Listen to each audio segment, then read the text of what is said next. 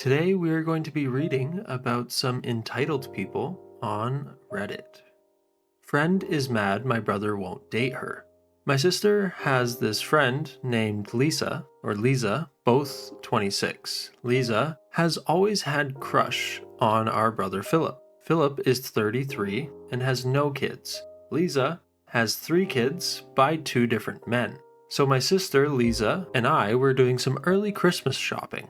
I was going down the list of what I was planning on getting everyone. When Philip came up, Lisa said I should get him coal. I asked why. She tells me that she has been dropping hints to Philip that they should spend time together during upcoming holidays. Philip wasn't picking up her hints, so Lisa flat out asked him to be with her during Thanksgiving and Christmas. Like, get to know her and her kids and family during the holidays. Philip told her no. He usually spends time out of the country anyways. So I asked Lisa if she thinks Philip should get coal because he rejected her, and she says, honestly, I kinda always thought Philip was gay, but now I got other suspicions.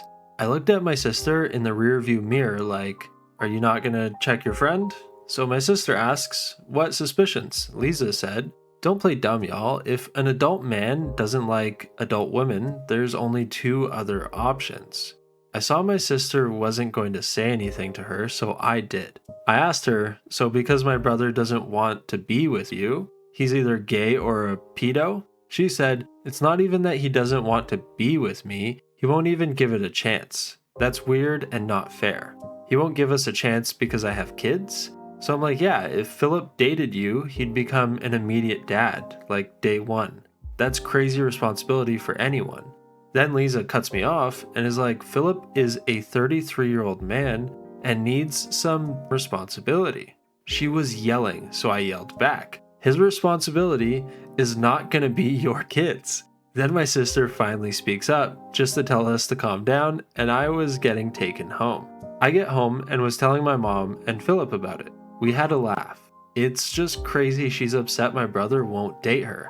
She tries to slander his name, calling him a possible pedo or gay man because he has no interest in her. Edit. I keep getting asked why I hang with Lisa. Lisa is my sister's friend. My sister is going through mental health and addiction issues. My sister is not ready for help. We can't force her to do anything, so we just keep her close to make sure she's safe. That's a good family member. She's family. Lisa is a friend that comes in and out of my sister's life. When she's out, my sister is fine and works to better herself. When she's in, my sister finds herself in chaos and trouble. I also got asked about my brother's feeling toward the pedo comment. He literally doesn't care. He's got a job in another country and will be out of the USA by February. You could slap him right now and you wouldn't ruin his day. Please stop asking why I didn't drive myself. Cars are expensive and I'm poor. I feel for you. Someone pointed out pedo Phil joke. I didn't even catch it. My brother's name is actually Philip. And yeah, we can all see why he may not want to spend time with her. On to the next one. This one is a little short, but trust me, it is pretty crazy. And I would flip if this happened to me. Today I found out my own mom nuked my credit score, and her excuse was insane. Today, I finally figured out why my credit score has been absolute garbage for the past couple of years. I kept blaming myself. Maybe I forgot an old bill somewhere, maybe something went to collections without me noticing. I've been stressing over it for months. Turns out, the reason was sitting in my own house the whole time. My mom stole my identity almost 3 years ago. Opened accounts, missed payments, racked up balances, the whole disaster package. I only found out because I applied for something super basic, and the bank guy casually goes, "You've had these accounts since 2022, correct?" I swear, I felt my soul leave my body. When I confronted her, hoping it was some kind of mix-up, she literally shrugged and said, "You didn't get good credit for anything anyway." Like my future doesn't matter, like rebuilding credit is just a side quest I can do on weekends. Now I'm sitting here with a stack of paperwork trying to untangle 3 years of financial chaos and realizing I basically have to rebuild my entire credit profile from scratch. I've literally gone back to the basics. tiny charges that auto clear from my checking, zero chance of anyone else touching it. The kind of slow, boring rebuild you do with a card like Viz because it only spends what's already in your account. It's the first thing in months that feels safe, I guess. And this is absolutely crazy to think your own mom would put you in debt and completely ruin your credit score. The first comment says, "It blows my mind when people refuse to report stuff like this. You don't have to untangle anything. File a police report, get the crap off your credit. Your mom didn't care about you. Why wouldn't you return the favor?" And it's very simple to do that, but as a person who acts in good faith and probably loves her family despite what she did to her, I'm sure it'd be very hard for her to file a police report relating to this. But of course, if someone is doing this to you and doesn't care, it may not be healthy to have them in your life, because what else would they do to you for their own gain? All right, let's get on to the next one.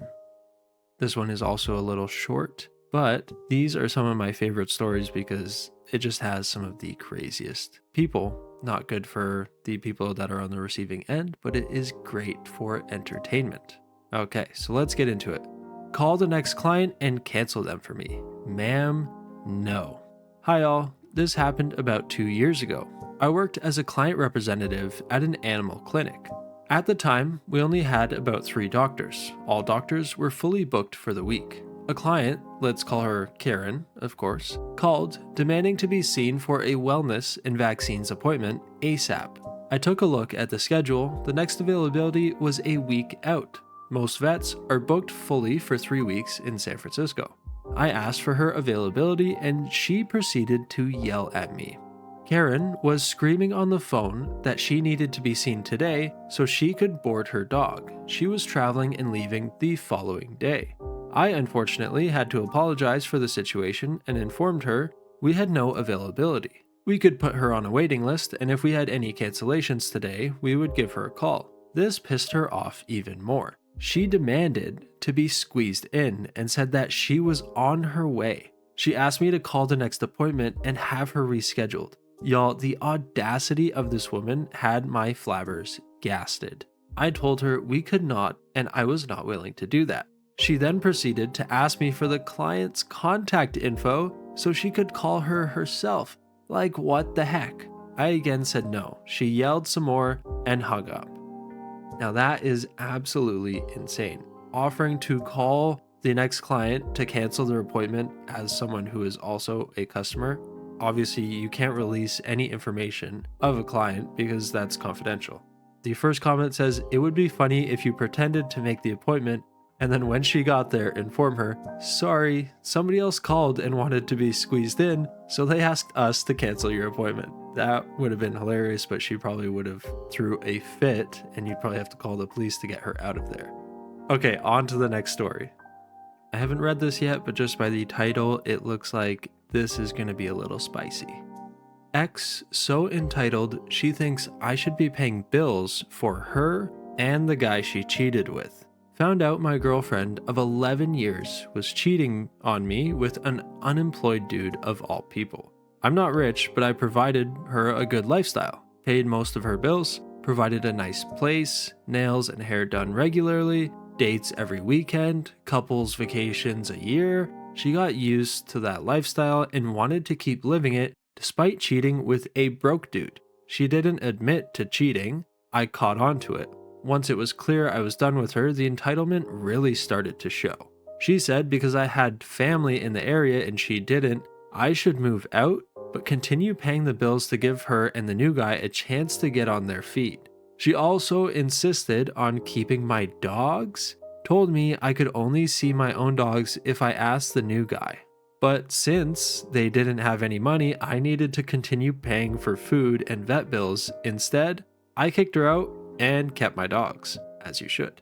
At that point, she was angry. She still felt entitled to my income. After I kicked her out of my place, she claimed she was forced to quit her job because I forced her to relocate.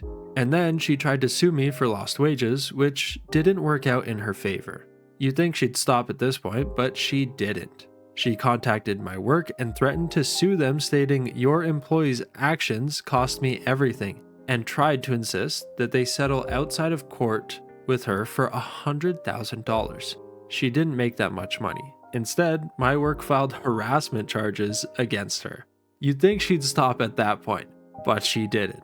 She started messaging every family member of mine that she could find, told them I cost her everything out of spite just because she moved on with someone else, and that the least they could do is send her money to help her get a place and pay rent. When that didn't work, she went online and begged for people to send to her Cash App to help her with a place to live, and claimed it was a domestic violence situation.